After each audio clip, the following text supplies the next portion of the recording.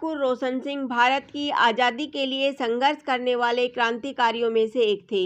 युवावस्था में वे अच्छे निशानेबाज और पहलवान थे। उनका जुड़ाव आर्य समाज के साथ रहा।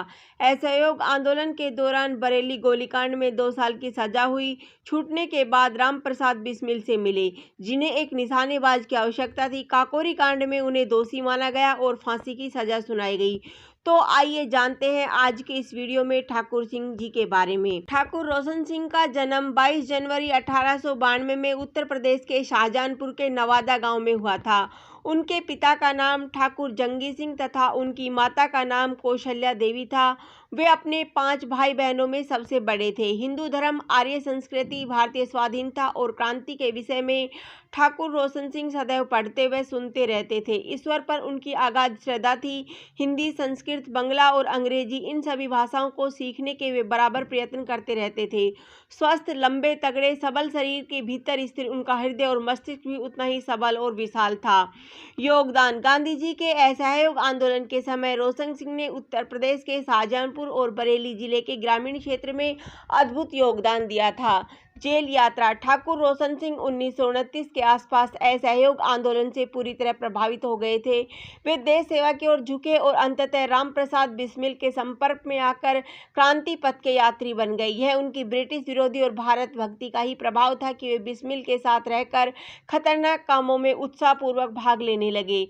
काकोरी कांड में भी वे सम्मिलित थे और उसी के आरोप में वे 26 सितंबर 1925 को गिरफ्तार किए गए थे और काकोरी कांड में उन्हें दोषी माना गया और फांसी की सजा सुनाई गई। मुखबिर बनाने की कोशिश। जेल जीवन में पुलिस ने उन्हें मुखबिर बनाने के लिए बहुत कोशिश की, लेकिन वे डिगे नहीं, चट्टान की तरह अपने सिद्धांतों पर दृढ़ रहे।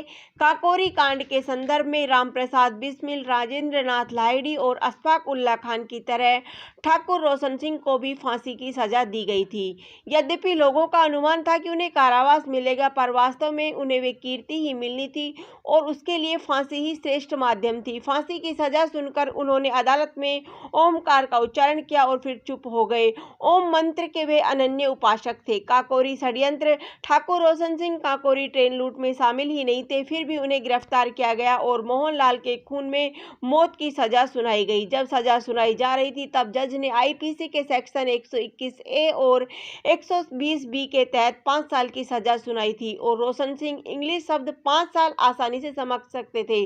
सजा सुनने के बाद ठाकुर रोशन सिंह ने जज से उन्हें पंडित रामप्रसाद बिस्मिल के गुनाह जितनी सजा न सुनाने की सिफारिश भी की थी, लेकिन तभी विष्णु शरण दुबलिस ने उनके कानों में कहा, ठाकुर साहेब, आपको पंडित रामप्रसाद बिस्मिल जितनी ही सजा मिलेगी।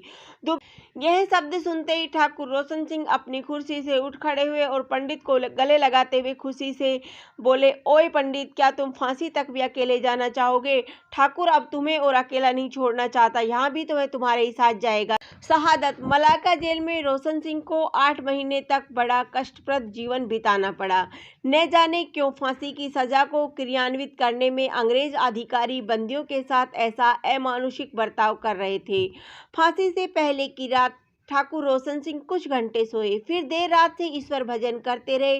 प्रातःकाल शौच आदि से निवृत्त हो यथा नियम स्नान ध्यान किया, कुछ देर गीता पाठ में लगाया, फिर पहरेदार से कहा, चलो। वह हैरत से देखने लगा कि यह कोई आदमी है या देवता। उन्होंने अपनी काल कोठरी को प्रणाम किया और गीता हाथ में लेकर निर्विकार भाव से फांसी घर की ओर चल दिए। फांसी के फंदे को चूमा, फिर जोर से 3 बार वंदे मातरम का उद्घोष किया। वेद मंत्र का जाप करते हुए वे 19 दिसंबर 1927 को फंदे से झूल गए। उस समय वे इतने निर्विकार थे जैसे कोई योगी सहज भाव से अपनी साधना कर रहा हो। धन्यवाद। जय हिंद, जय भारत।